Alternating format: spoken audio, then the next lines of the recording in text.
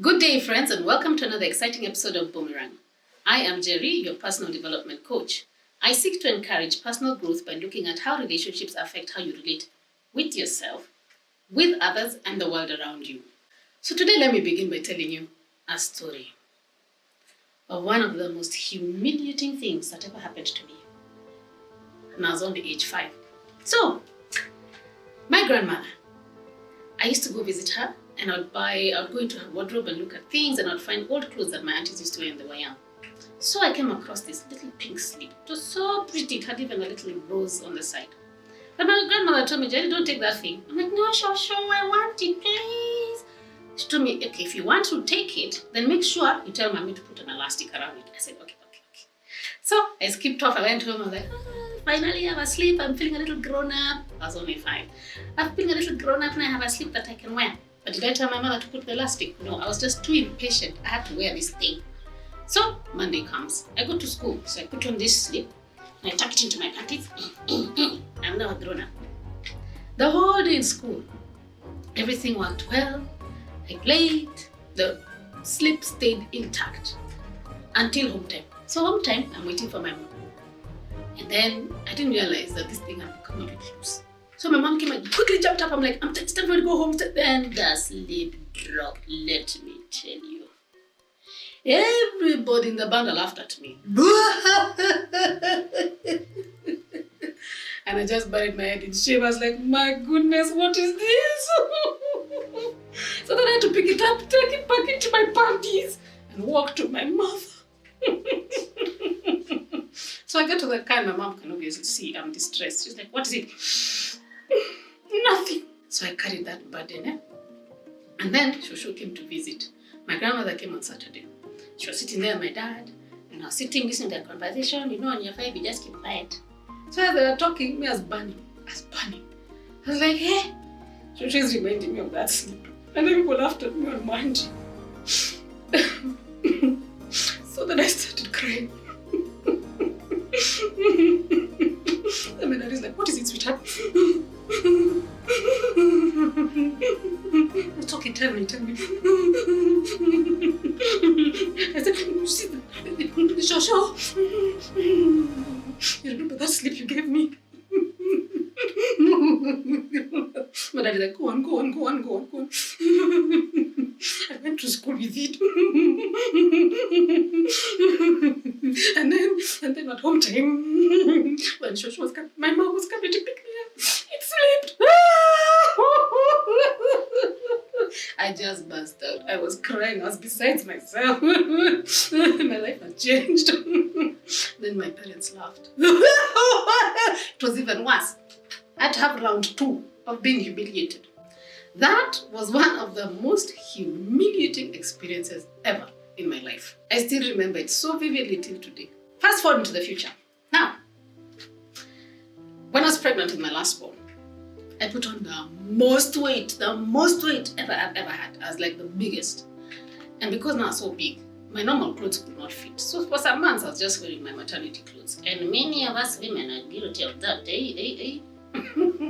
So anyway, I decided I have to go for this wedding. I was invited for this wedding and I was like, what am I going to wear? The only thing that could fit me was maternity. So I picked up the best of the maternity, which was a nice red dress with some gold embellishments.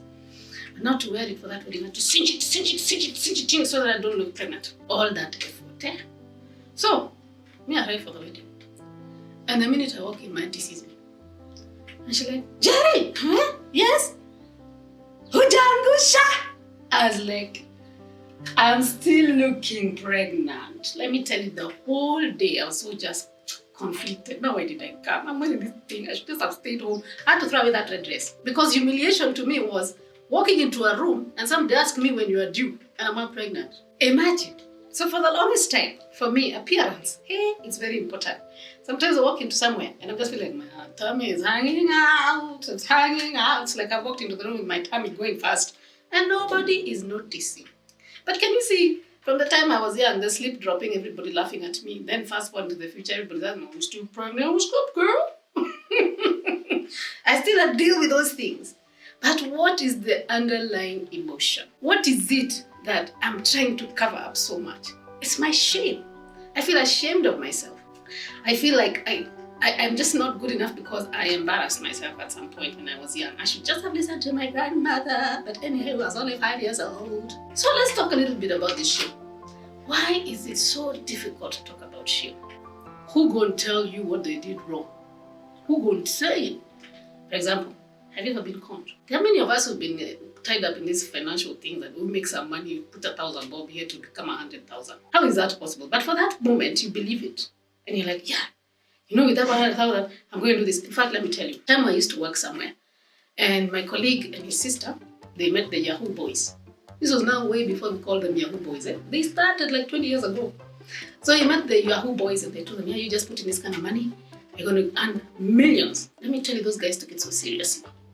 They took it so seriously, they started shopping for houses. In fact, my colleague was like, he's quitting his job. I'm like, to do what? There's some money we're expecting. It's going to come. It didn't come. Lo and behold, it did not come. Not the humiliation. But that is an incident where we knew. Many of us have actually been conned and you don't talk about it. The humiliation, the shame. Like, Yani, I was that stupid. I was that greedy, I could not even see what these guys were telling me was not true. The shame of having to go back and tell your people, I lost $1 million shillings because this guy told me he's going to import this car. Did you send the paper? Let's not talk about it. Shame is the most difficult emotion to deal with, yet it's the most primitive emotion. So these false identities that we develop, it's really an effort in trying to cover up that shame. But where does it start? If you remember, when we spoke in the last episode, where I described to you the circle where the child is, and there's the family, and then there's extended family, there's a community and the culture. So those institutions are supposed to provide for the child a sense of belonging, a place where they can learn to receive, and also a place where they can learn to recover from traumatic experience. But like I told you last time, these institutions can fail. And they do fail. What happens when they fail? As a child, you develop a scarcity mentality. Where does it come from? Let's say you've been at home growing up and you never got enough attention from your parents. So you now become an attention seeker everywhere. You just want you want people to see you. Let's say maybe you had some body image issues. Maybe you are overweight. Like, for example, I used to be very chubby child. And sometimes my auntie would say, hey, Jerry, let me tell you, you're putting on weight. I'm like, yes, but it's me. So that developed in me a thing of, I'm too fat. So I'm constantly always saying, how do I diet? How do I diet? These people are compulsively dieting all the time because they're trying to bring themselves down to what their aunties or whoever would have thought was appropriate. So that scarcity mentality translates into negative narratives in your head. I am never enough. I'm not pretty enough. I'm not smart enough. Remember my story of being in school and just being at the bottom of the time. So I was never smart enough. And I'm not smart enough. I'm not popular enough. These narratives perpetuate a sense of a broken identity. You're not quite sure who you are because nobody affirmed you enough in those particular areas where you're feeling lack. So this scarcity mentality is really where this false identity originates from. All the emotions that you feel, whether it's humiliation, whether it's desperation, whether it's guilt, whether it is fear of rejection, abandonment, whether it's the fear of dire consequences, whatever it is, because fear, of course, is what is fueling all these emotions, are all linked to shame. What does it mean to be guilty? You feel guilty because you did something bad. Humiliated, somebody made you feel bad. Desperate, somebody was taking something away from you that you're so desperate for. Abandoned, somebody abandoned you for some reason, maybe even you don't understand what it is. They all translate into some kind of pain. But what is the underlying emotion? Shame. Because shame, loosely translated, is I am bad. And because I am bad, that's why I was abandoned. That's why I was rejected. That's why I was humiliated. That's why things were taken away from me. Because I am bad. I am not good enough. I am not worthy enough. And this is the one thing that is very, very difficult to discuss because shame is difficult to identify. All we see is the manifestations. Dr. Brené Brown covers the topic of shame quite extensively. So she looks at this shame in this way. She says, number one, shame is universal. Nobody is immune. Everybody is susceptible to shame. And what shame does, it causes people to form shields to be able to cope with whatever it is that they're ashamed about. And so these shields she identified to combat shame are the following. numbing. We're a culture of people who are bought into the idea that if we stay busy enough, the truth of our lives won't catch up with us. I'm sure we've all been guilty of that. Even for me, I've done that before. So when things go wrong, then all you do is just dive into your work, dive into whatever you're doing so that you don't have to deal with that thing, and hopefully it will just disappear. But unfortunately, when you do that, because you're running away from the darkness, you also run away from the light. You don't deal with the problem. You end up having this wound that you're carrying all the time. And your response to any kind of trauma is numbness. I mean, have you ever been told you're a poker face? I have been a victim of that. I have been so numb at some point that even if you came and did something to me, I'd be like, I'm so zen. I don't feel anything. What comes across to other people is like, oh, that chick is, what's her problem? But I'm just numbing to make sure that I do not, I avoid dealing with that problem. The other one is perfectionism. Haven't we met perfectionists? So perfectionism is the illusion that if we do things perfectly or look perfect, remember me and my tummy, we can minimize or avoid pain or blame, judgment, and shame. Because if everywhere you're going, okay, like for example, me at that wedding, I should have worn a corset, that looked tight. It would have been uncomfortable. What I'll be doing, I don't want guys to see, I don't want guys to see. So you aim to look perfect, and it's not possible because we're not all perfect. Well, nobody's perfect actually. Foreboding joy. This is someone who thinks of joy as a setup, like you're setting me up. Eh? Why are you being so good to me? What's up? What do you really want? Eh? You're suspicious of everybody who tries to get close to you. When things go well and not having to deal with a crisis, you're always used to a crisis. Like, when is this going to break? When are you going to show me your true colors? You start anticipating something dreadful, like I'm going to be left. Because you think whatever is happening to you is too good to be true. So what's the solution? If you practiced more gratitude, perhaps you'll be able to receive more joy. The other one that we have, which is very common, especially now that there's social media, oh my goodness, oversharing, letting it all hang out. There are two forms, floodlighting and smash and grab. What is floodlighting? This is, we've only known each other for a short while, but I'm going to share this secret so that we can make us BFFs. So if I tell you something, you're going to become my BFF, something secret, right?